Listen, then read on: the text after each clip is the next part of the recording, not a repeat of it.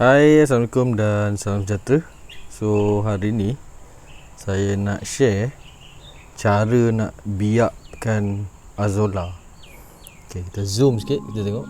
Ni adalah Azolla. Yang ni saya dah biakkan lebih kurang dalam 5 hari. So, hari ni saya nak share dengan korang cara nak biakkan Azolla ni. Senang je. Okey, tapi sebelum tu jangan lupa klik button subscribe dekat channel YouTube saya sebagai tanda sokongan korang lah kepada saya. Okey, Azolla ni saya guna sebagai makanan tambahan lah untuk ikan talapia. Ikan talapia saya ternak dalam tangki. So kita akan bagi Azolla ni sebagai makanan tambahan dia. Okey, simple je nak biakkan Azolla ni. Yang pertama kena ada bekas kosong dulu. Okey. So korang boleh dapatkan bekas kosong dulu satu. Dan kita akan masukkan air. Okey, cara biakkan Azolla ni saya dah try, memang menjadi. So kali ni saya akan share dengan korang. Cara dia simple je. So kita akan masukkan air. Kita akan penuhkan separuh lah. Separuh daripada bekas ni kita masukkan air. Masukkan lebih kurang 10 liter air. So ini adalah cara yang saya eksperimen lah pada mulanya, tapi memang menjadi saya tengok. Jadi saya berhasrat untuk kongsikan lah. Nanti korang boleh try dekat rumah korang kan. So 10 liter air saya dah masuk dalam bekas ni. Dan kemudiannya kita akan masukkan baja AB. Okey, untuk yang tadi yang dah membiak tu, saya memang guna baja AB je air ni, tak ada baja lain. So inilah eksperimen saya dan ianya menjadi.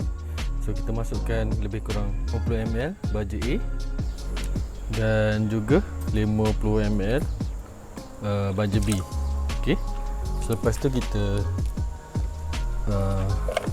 skatakan dia lah. Kita akan kacau, bagi dia skata lah. So Azolla ni sebenarnya dia memang tinggi dengan protein lah. Azolla dia memang tinggi dengan protein. So dia bagus lah untuk pembesaran. Ikan, lobster pun boleh makan lah Azolla ni. Okey, lepas kita dah ratakan air baja tadi, dan kita akan masukkan Azolla. Okey, ni Azolla yang dah saya biakkan. Pada mulanya dia sikit je, tapi sekarang dah penuh bekas ni, lebih kurang dalam 4 ke 5 hari.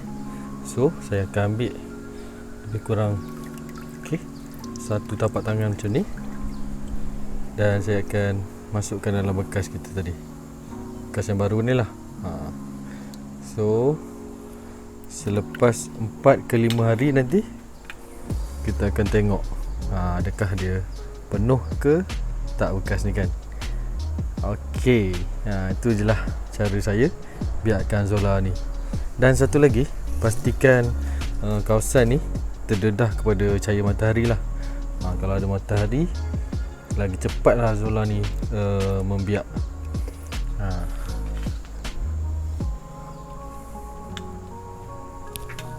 So kalau korang berminat nak beli ni Azolla ni, benih dia, boleh klik di link Shopee dekat bawah lah. Nanti korang boleh belilah untuk benih Azolla ni. Okey, ni satu lagi bekas yang dah saya masukkan Azolla untuk pembiakan lah.